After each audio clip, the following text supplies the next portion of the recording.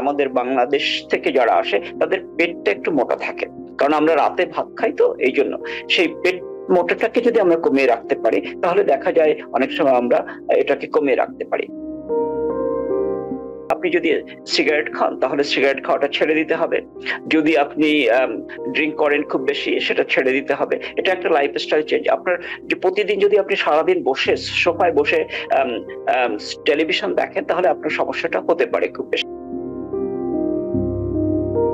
এই প্রশ্নটি আমি সব থেকে বেশি পেশেন্টদের কাছ থেকে শুনতে পাই বা দর্শকরা জানতে চায় যে আচ্ছা, আমার কি কিছু করণীয় আছে? আগে থেকে কি আমি কোনো লাইফস্টাইল প্র্যাকটিস করতে পারি বা কোনো কিছু করতে পারি যেটা করলে আমার ভবিষ্যতে স্পাইনাল স্টেনোসিস হবে না? কারণ স্পাইনাল স্টেনোসিস আসলে অনেক লিমিটেশন নিয়ে আসে লাইফে।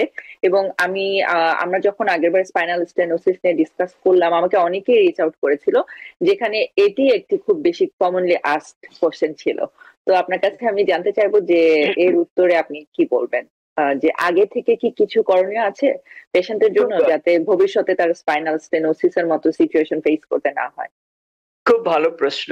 আসলে আমরা তো আমাদের সকলের বয়স বেড়ে যায়, সুতরাং বয়স বাড়ার সঙ্গে সঙ্গে এটা একটা অবধারিত ব্যাপার হয়ে দাঁড়ায়। কিন্তু আমরা যদি জীবনটাকে সুন্দরভাবে চালিয়ে নিয়ে যেতে পারি তাহলে আমরা দেখি অনেক সময় আমরা এই ব্যাপারটাকে কমিয়ে রাখতে পারি। যার জেনেটিক ব্যাপার রয়েছে, যার বাবা মায়ের রয়েছে, আম, আহ, বা অন্য কোনো জেনেটিক কারণ রয়েছে, তা সেখানে আমরা তেমন কিছু করতে পারি না, তবুও আমরা করতে পারি। যেমন লাইফস্টাইল চেঞ্জ, আমরা যেটাকে বলি, আপনি যদি সিগারেট খান তাহলে সিগারেট খাওয়াটা ছেড়ে দিতে হবে।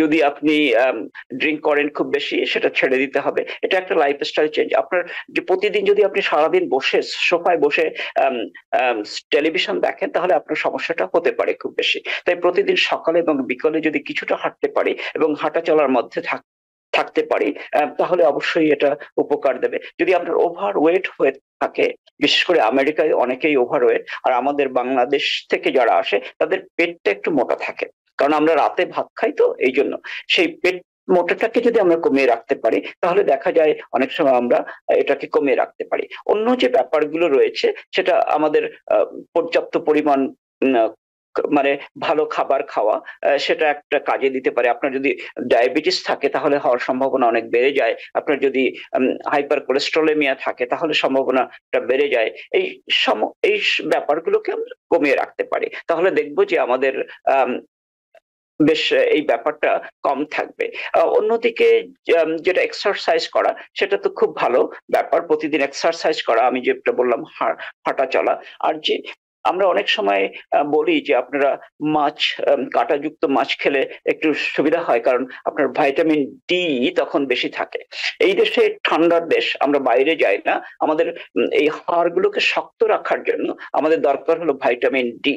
এই জন্য ভাইটামিন ডি আমাদের কম থাকে। দেশের প্রায় সবাই ভোগে ভাইটামিন ডি ডেফিসিয়েন্সিতে। তাই আপনারা প্রতিদিন ভাইটামিন ডি খেতে পারেন এখানে, অথবা প্রতিদিন একটু সানলাইটে যেতে পারেন, তাতেও সুবিধা হবে। এই ধরনের বিভিন্ন কাজ করলে আমরা দেখি যে কম থাকে। আরেকটা ব্যাপার হলো, যাদের প্রোন টু অস্টিওপোরোসিস, যাদের ফ্যামিলি হিস্টোরি আছে অস্টিওপোরোসিস হওয়ার, তারা একটু ওয়েট লিফট করতে হয়। ওয়েট লিফট করলে বোনগুলো একটু শক্ত হয়, তখন আমরা দেখি যে তাদের কম থাকে। বিশেষ করে মেয়েদের ক্ষেত্রে এটা বেশ বড় ব্যাপার। অন্য একটা ব্যাপার আছে, সেটা হলো ফ্লেক্সিবিলিটি টাকে বাড়িয়ে দেওয়া। আমাদের বয়স হওয়ার সঙ্গে সঙ্গে আমাদের ফ্লেক্সিবিলিটি কমে যায়। আমরা যে হাড় বললাম, কশেরুকা বললাম, ওর মাঝখানে থাকে ডিস্ক। ডিস্ক গুলো যখন আমরা বাচ্চা থাকি তখন ওটা থাকে একটা ওয়াটার ফিল্ড বেলুনের মতো, খুব সফট। এবং ওই ডিস্ক গুলোকে আবার ধরে রাখে কতগুলো লিগামেন্ট, আমরা বলি ওটা হলো রাবার ব্যান্ডের মতো। কিন্তু বয়সের সঙ্গে সঙ্গে ওই যে বেলুন, ওয়াটার ফিল্ড বেলুনটা, ওটা শক্ত হয়ে যায় এবং ভেঙে যেতে চায়। এই জন্য ওটাকে সফট রাখার জন্য আমাদের ফ্লেক্সিবিলিটি ট্রেনিং করা উচিত, এবং লিগামেন্ট গুলো মানে সতেজ রাখার জন্য। এইগুলো যদি আমরা করি তাহলে আমি দেখি যে মানে তাদের অনেক সময় হয় না এই ব্যাপারটা, কমিয়ে রাখতে পারি। ধন্যবাদ। অসংখ্য ধন্যবাদ আপনাকে। আপনি প্রথমেই বলছিলেন যে জেনেটিক্যাল এক্সপোজারের কথা।